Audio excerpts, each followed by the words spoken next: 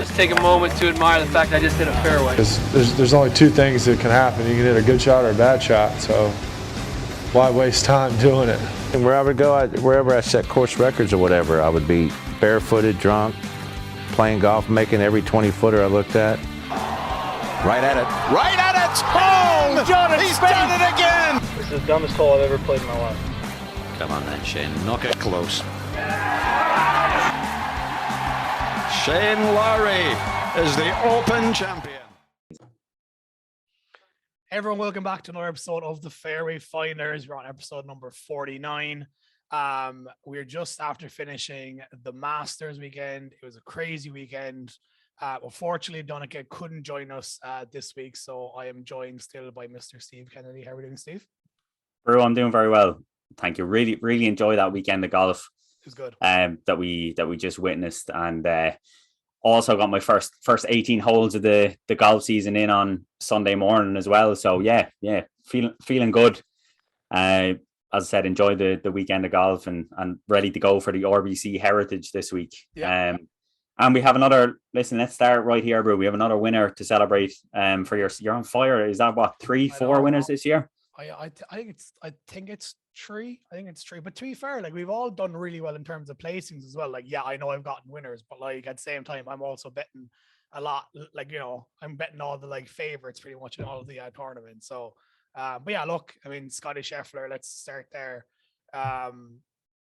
Phenomenal, really, to be honest. You know, I backed him mainly because of form and because of how well he's played, but I fully took on board what you were saying. You know, like, he hasn't played the big boys yet, really, and you know, apart from maybe the like match play, which is a totally different type of tournament. You know, yeah.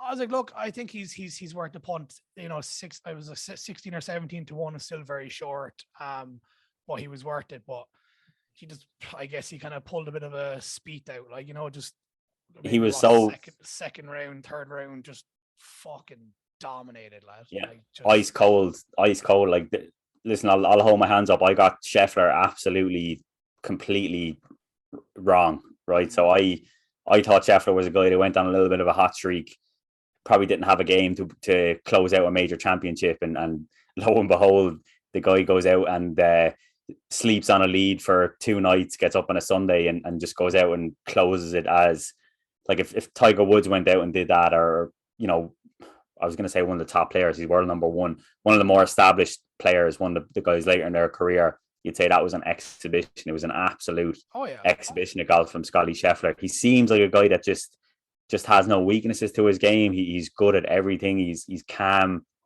Well, he shows himself as a calm guy, I'm sure, inside. Yeah. And the comments he made after winning, you know, balling like a baby, I think was his word on Sunday morning. Never would have guessed it about the guy, but yeah, look, completely wrong on Scheffler. Really starting to warm to the guy now as well, just because he's seems like a happy-go-lucky type of fella. Yeah, fair play to him, absolutely. And the first of many majors, I'm sure. Which, look, we've said this before. We've said the floodgates are going to open. This is going to happen. That's going to happen, and it hasn't. But yeah, just the way he went out and did it was pretty remarkable. Yeah, I mean, look, fair play. First of all, he's the oldest 25-year-old I've ever seen in my life.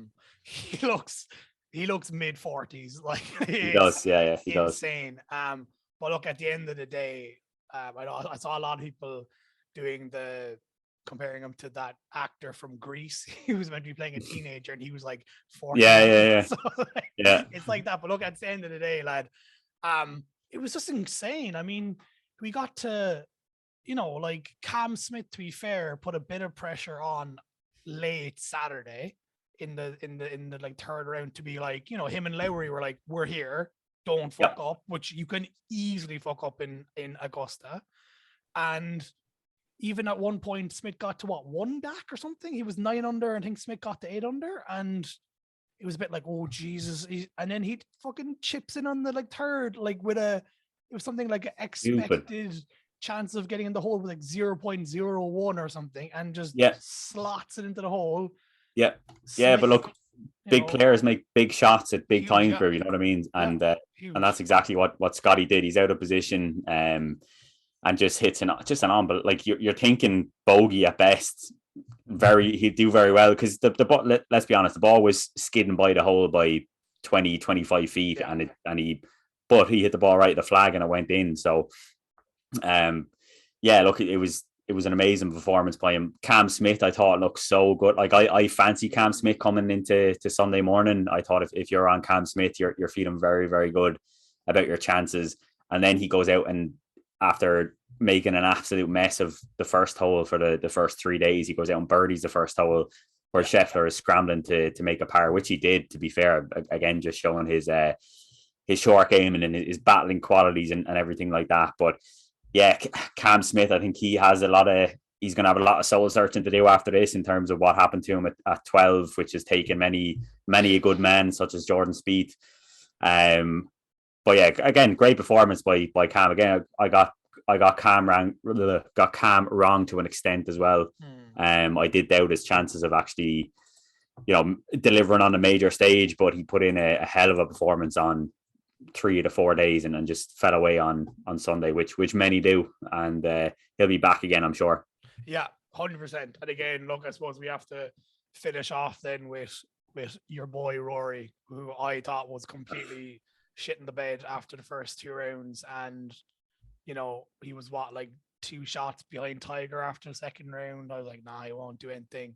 Showed a decent round on the Saturday when a lot of people fell back. He was pretty much the only person to even take 1 or 2 shots forward. Mm-hmm. And then, Jesus Christ, on Sunday, he was like a man possessed around Augusta.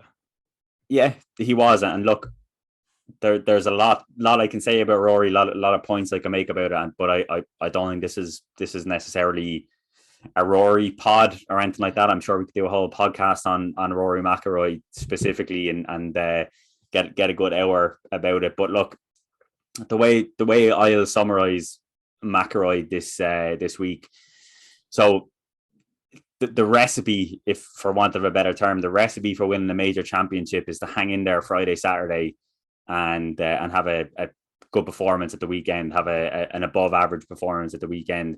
And that's exactly what McIlroy did. So McIlroy shot a 73 on Thursday. So the narrative around McIlroy, which I'll come back to again in a minute, the narrative around McIlroy is that he shits the bed on day one. He puts himself out of contention. McIlroy shot a 73, 1 over par, very much in the contest. Goes out on Friday, hoping for a bit of a better round. Again, shoots a 73, puts himself a 2 over going into the weekend. Now, you give me any, particularly bearing in mind the conditions, any Augusta, any Masters, and if you're 2 over going into the weekend, you absolutely have a chance. So he goes out Saturday, shoots a 71, scrap for a 71 as well. I'd probably say he was unlucky to shoot over par definitely on Thursday, maybe on Friday, and then bounces back with a 71 Saturday. And so he wakes up Sunday morning. Look, Scotty Scheffler is just putting together. I've seen people say that Scotty didn't play phenomenally or Scotty didn't do anything out of the ordinary. Scotty Scheffler absolutely did. It was an extraordinary performance by Scotty Scheffler. So going into Sunday morning, there were 8 players under par, and we're talking about the elite of the elite showed up at Augusta this week. And there were 7 players under par going into Sunday. So and look, this is not Rory going out at 10 o'clock in the morning, 11 o'clock in the morning, on a Sunday and putting a number together. This is a guy that's in contention. He knows he goes out and posts a number and he has a chance. There's 2 guys in front of him in the last group, Cam Smith and Scotty Scheffler. At the time, neither of them had won a major.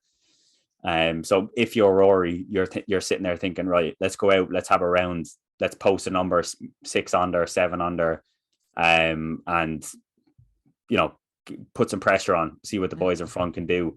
And ultimately one player in the field bet the guy, which was Scotty Scheffler, who, your point last week, Brew, the hottest golfer on the planet. One guy stopped Rory McIlroy from winning the green jacket, nothing else. So yeah, look, I think for people to say Rory does it when he's out of contention, I think that's absolute nonsense. I think listen, he was 6 under par when he was in the bunker on 18. He was 4 shots behind Scotty Scheffler, who was 10 under par. And the guy goes and makes a bunker shot, the post 7 under. Scotty has 7-ish holes to play. The pressure trying to win a major championship. Listen, it's in my opinion, it's an easy narrative. It's a lazy narrative to say that McIlroy only does it when he's out of contention, because it's absolutely incorrect.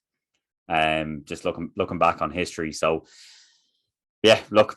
Yeah, I mean, I don't think he was out of contention. I just think he was too far back. I mean, I just think Scotty had an absolute unbelievable weekend. People who say Scotty didn't play that well, he played like he was fucking miles ahead of everyone, miles ahead. And even to be perfectly honest with you, I think the way Scotty played on Sunday was quite reserved. Like, you know, he knew he had such a massive gap. He didn't have to go for shots. Like, do I think he could have shot more under par? Yeah. Do I think he could have shot way over par if he kept going for more shots? 100%. So, you know, Scotty played his Sunday exactly how he should have. Everything was safe. Everything was where it should be. And that's how you should be playing. No, people were like, oh, he 4-putted the last. That doesn't matter, man. He already had it won. Once that tee shot was down 18, he had it won. Does like, do you know what I mean? It was over. So, look, I think fair play to Rory.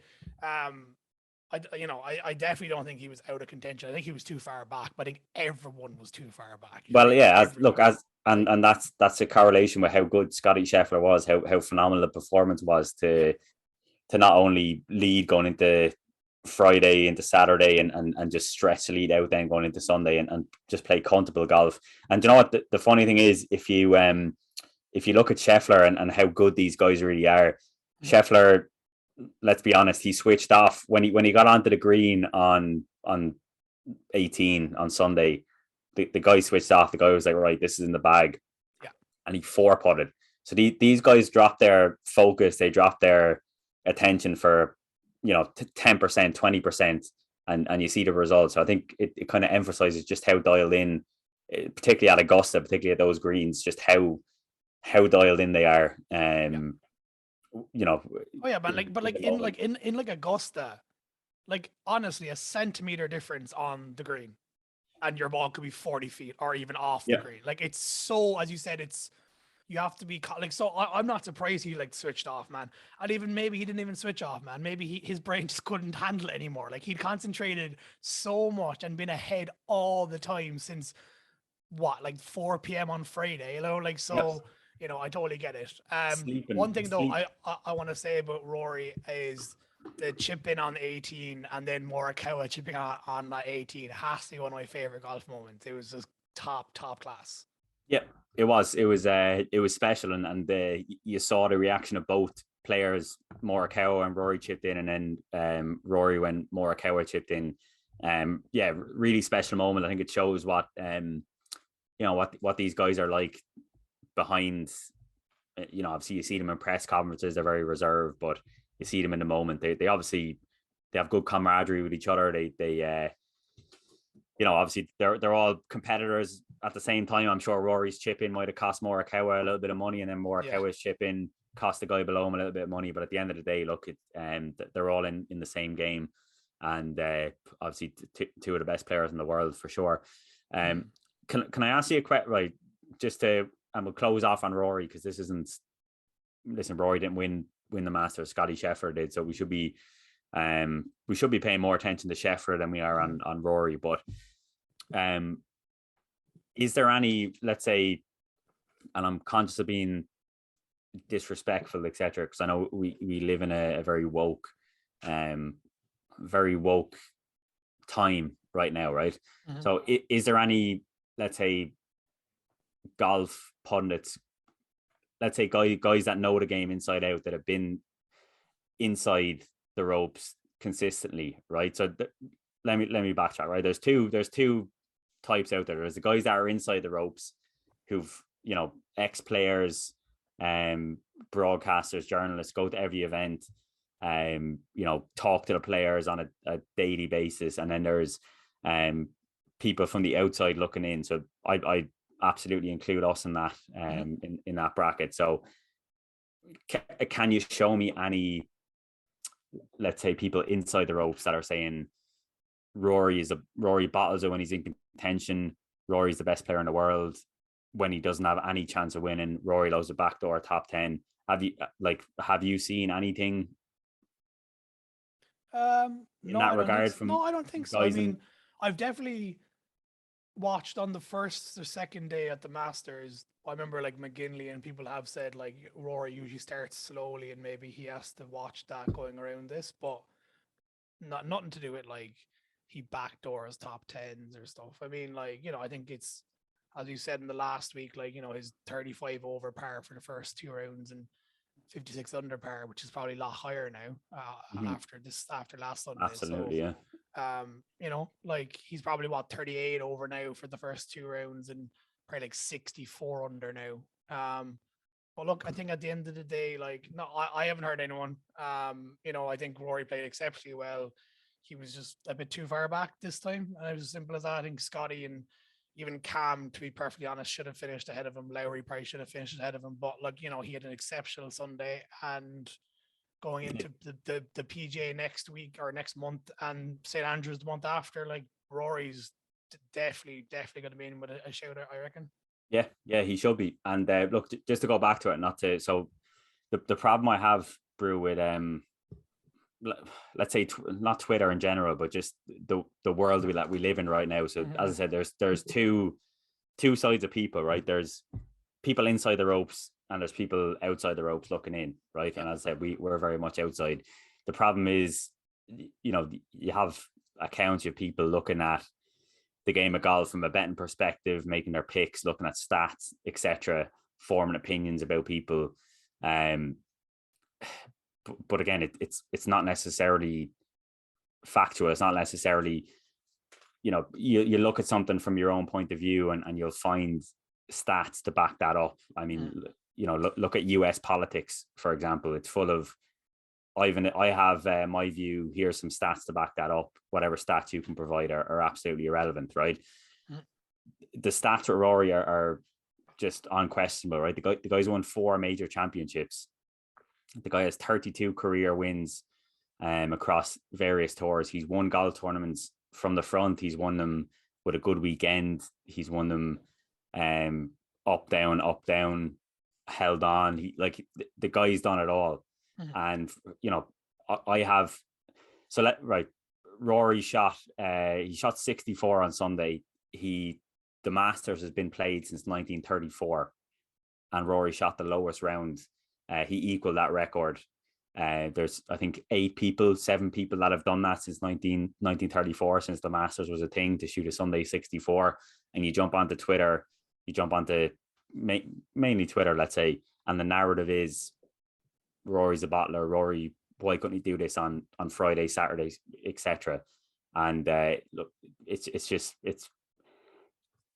wrong in my opinion. It's I've used the term bandwagon. I think it's an absolute bandwagon effect. People will see one of these accounts, popular accounts, putting up this narrative that Rory's a top 10 backdoor guy, can't get it done, and it's wrong, in my opinion. But listen, whatever. Great Sunday, Rory, best ever finish at a Masters, coming second place, and well, listen. If anyone wants to have a chat about it. No, I mean, look, I think it was big for Rory. Like, I too myself didn't think he'd be able to do it around Augusta, and granted he didn't win, but coming second, look at all the players that came in the top 5 last year. A lot of them came in the top 5 again this year. You know what I mean? So I think Rory coming second, to be fair to him, does really show that he is able to do it around here. He just, I guess, does need to watch the first round or two that he doesn't go too far behind the leader. But again, Scotty, just played absolutely exceptional. So at the end of the day, look, again, you could say Scotty or whoever else could play exceptional in every other major, and Rory mightn't get there, and that's fair. Like, that's and that you can say the same with any other player in the league, I guess. But yeah, I mean, look, I think Rory played very well. And yeah, he got a Sunday 64. I think the record around Augusta in general is a 63, but on a Sunday, 64 is the record, right? Yeah.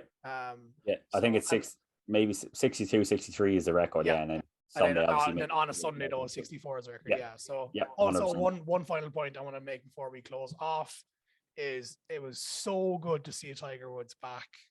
Now his leg was definitely affecting him. I think Saturday evening, you could tell it was like starting to really affect him, even though he did finish, was it like 1 under on Saturday or something, or was it 1 over? He did pretty well, like, and then he started off well. He opened up with a 71, and myself included just were like, right, Tiger's going to win this. Tiger's back.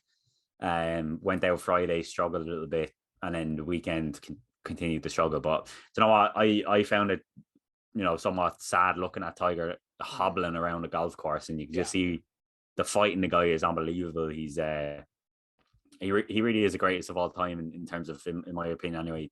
The golf game, tough to watch, really tough to watch him limping around the place, and but then you see him on 18, he's smiling, he's walking, limping up the hill. His family are there. He just loves it, like, and that's it. He just fucking loves golf. But one thing I have to say, which I was very happy to hear him say, was he was like, I probably won't play the PGA, which I'm actually happy about. I think he needs to take 2 months off. Obviously, he needs more recovery on the leg, and then we'll see how he plays around St. Andrews. Yep. Yeah, exactly. I think that's the target for him, and I think a lot of people, to be honest, myself included, that would have thought that the first time we'll see Tiger Woods coming back will be St. Andrews and the Open, going back to a place where he loves and is a flatter, easier golf course to walk. But Tiger's love for Augusta obviously got him back, and great show. And I mean that first round alone was one of the best rounds of golf that I've ever, in terms of, if you weigh in everything in terms of where he's come from, where he's got to, etc., who he beat out in that first round in terms of the top players in the world.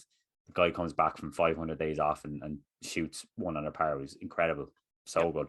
Yeah, no, 100%. And I saw a very fun fact just to close off was was it like in January, I think, Scotty Scheffler was asked what your favorite course is. And he said Southern Hills, which is where the PGA Championship is on next month. Yeah. So, and you can still get him at like 14, 12 to 1 in places. Do you know what I mean? So listen, I'm done underestimating Scotty Scheffler. This is the thing, I know it was one thing when we were like back in Ram at 8 to 1 last year, but honestly, if anyone not deserves it, but if anyone can justify being backed in single figures at the moment, I think it is Scotty Scheffler, to be fair. But that's the thing, he won't be single figure. You'll still get him. Yeah, hopefully not. So I'm saying, I think I wouldn't be surprised. Like, I don't know how much he's going to play between now and then. I assume he's going to play at least once, maybe twice.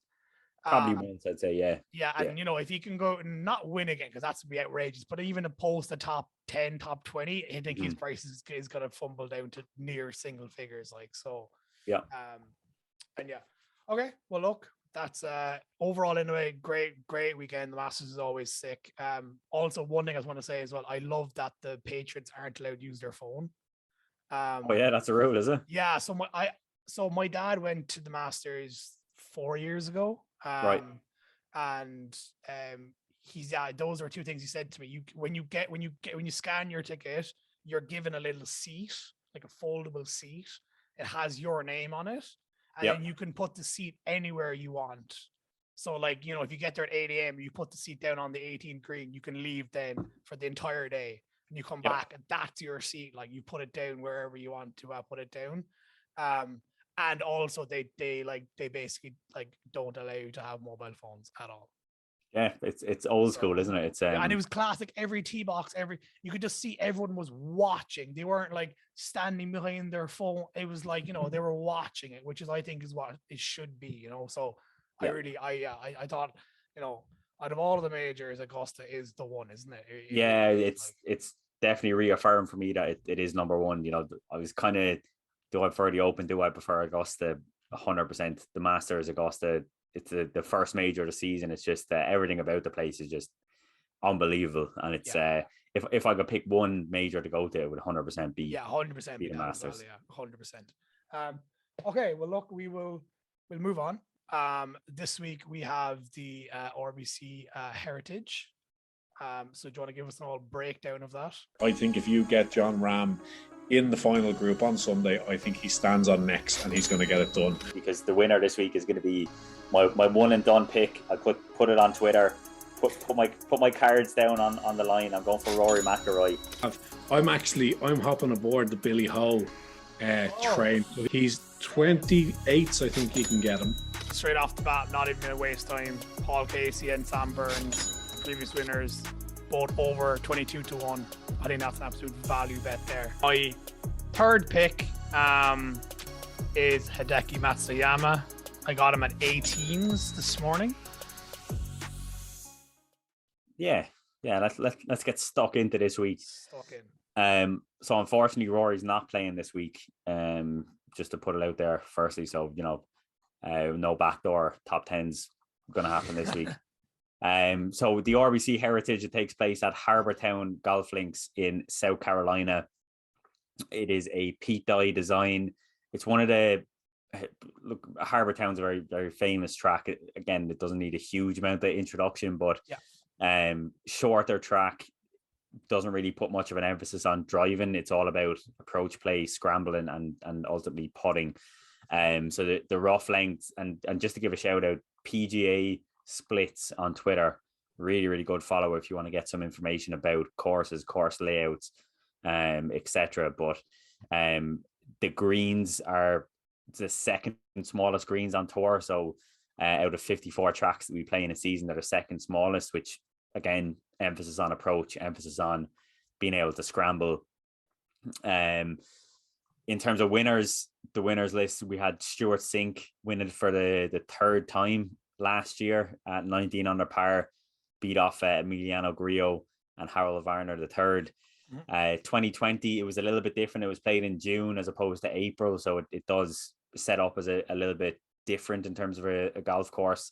Webb Simpson shot 22 under, beat off Abraham Answer. We had CT Pan winning 2019, Satoshi Kodaira winning 2018, Wesley Bryan in 2017, and Brandon Grace in 2016. So yeah, really good event. It's a real approach, accuracy. Think of your shorter hitters that are just greens in regulation and can scramble and putt when they get into trouble.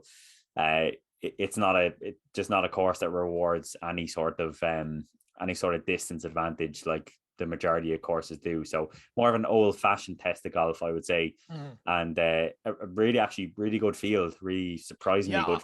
I was actually gonna say I'm very surprised. Like looking at the betting here in front of me, like we have Colin Morikawa and Justin Thomas at 14-1.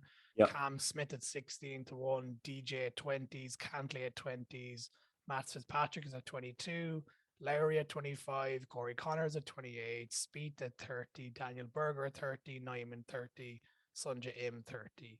So yeah, I mean, and even down further than that, like you have a lot of the players that were playing last weekend, which I was surprised about. To be honest. So yeah, it's a tough one. It's like how much of a weight do you put on guys that are coming fresh in the Masters, that are probably a little bit mentally exhausted from the week and plotting their way around, but then again you say these guys are in good form. So yeah, look, it's a tricky one, and you compare some of the prices this week to last week.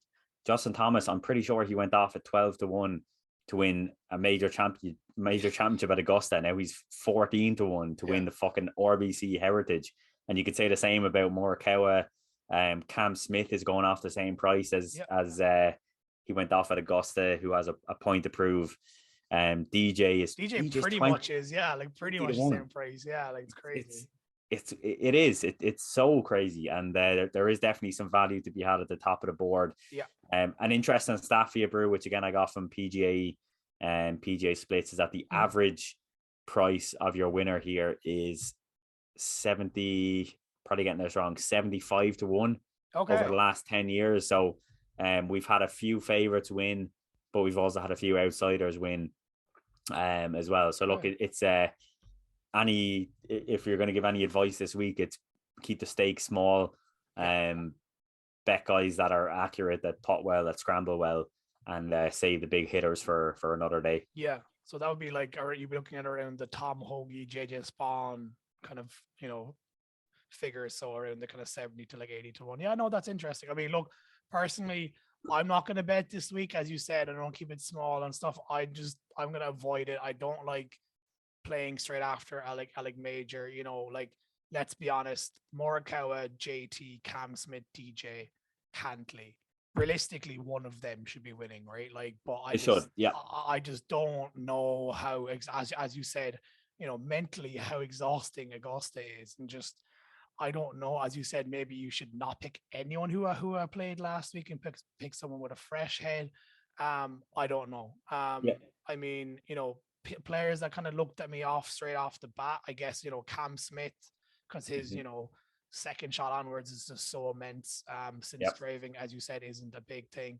Probably Russell Henley, Siwoo Kim, Kisner, like those are kind of players I'd be looking at, but I'm just going to stay away this week. Yeah, I'm just going to stay away this week because I just don't want to post my colors to the mast now this week after a major. I always seem to be like, oh, this is a good strategy for after majors or all this, and it just completely backfires on me. So this weekend now I'm just going to sit back and just relax and just watch it as a kind of well, listen, you're a shrewd punter, bro. I like it.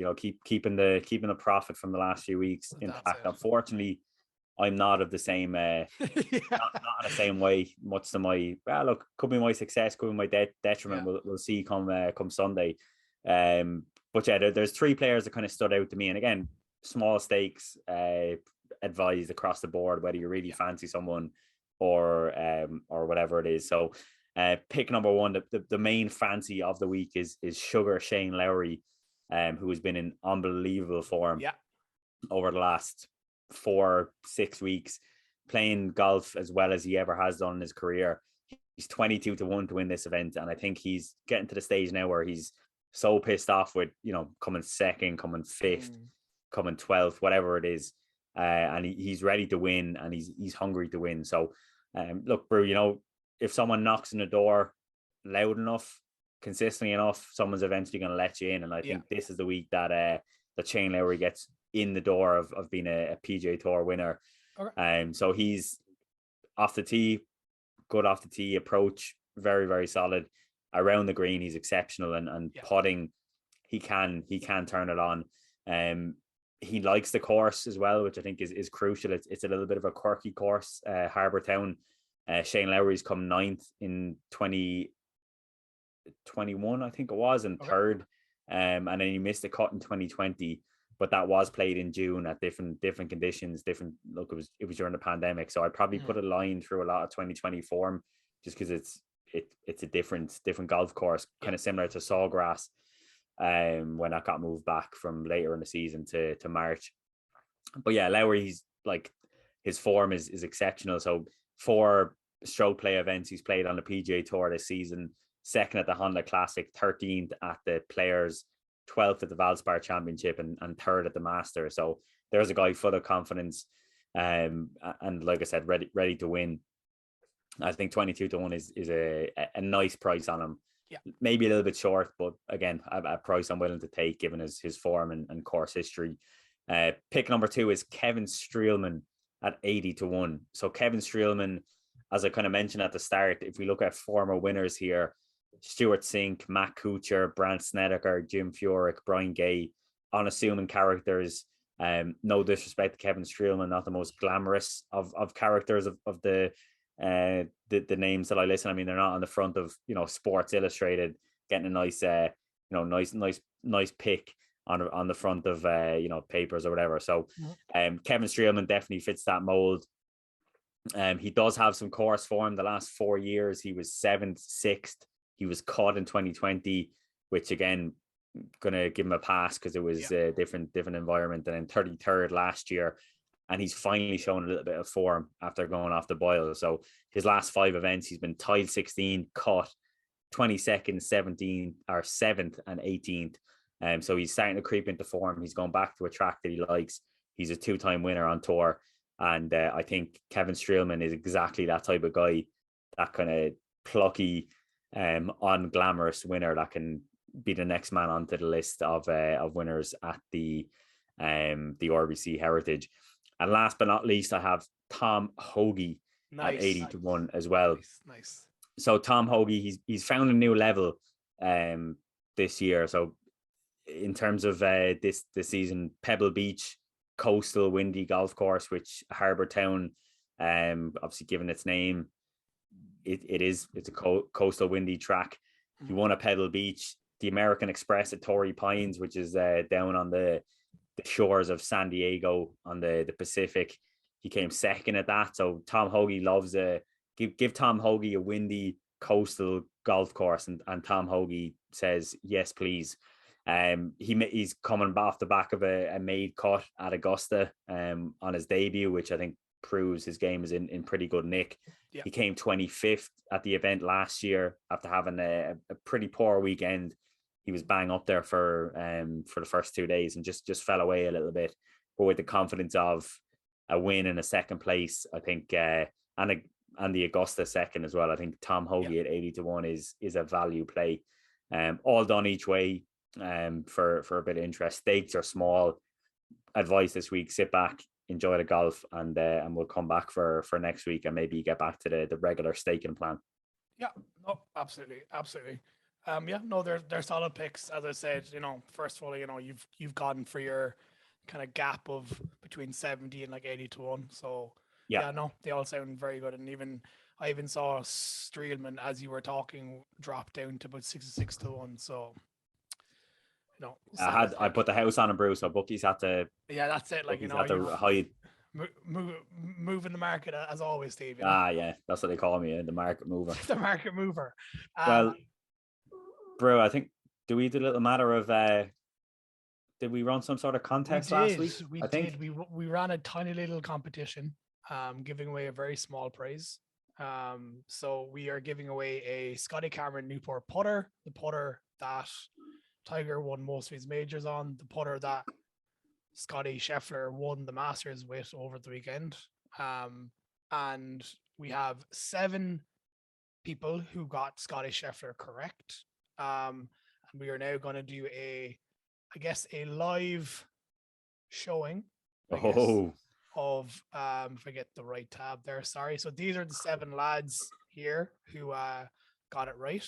So we have David Smitty at Dickinson S, at Roy, at Dazza Khan, at Kyle Dickinson, at Mike, and at Noble275S. So these are the 7 lads. We are just going to do a one random spin wheel, and whoever it lands on is the winner of the putter. So give us a spin, bro. Give us a spin. Let's go. Oh,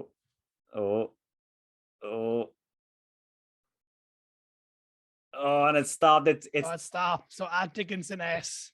Have we got a name, bro? Have we got a? We'll just call him the Dick Meister. The Dick Meister. So we'll search for him quickly here on Twitter. If I can. The Dick Meister General wins the Dick Meister General, right? So wins the Scotty Cameron putter. We'll find him. We'll post him. He's down here somewhere, but we'll post his name, as I said, and we'll make sure that we reach out, get his details, and send the old putter in the post. I hope he's not from Madagascar or somewhere random that'll cost the fortune, but we'll listen. See. We'll sort them out. Dicko, well done. Get in touch. Great shout about Scotty Scheffler. And I like that Scotty Scheffler wins somebody a Scotty Cameron. Scotty Cameron. It is nice, isn't it? It's like it seems poetic, to fit well. Yeah. So okay. Well, look. That's all I guess we have for this week. Please like, share, follow us on Twitter, Instagram, Spotify. Leave us a 5-star rating if you'd like, please. At Fairways Finders on Twitter and at Fairway Finders on Instagram. And congrats again on winning the putter. We'll try to have more competitions as we go. Hopefully the prizes will get bigger and bigger as our audience grows. And congrats again. And sure, look, Steve, I'll see you next week, lad. Pleasure, bro. As always. God bless. Go on, talk to you then. Bye bye.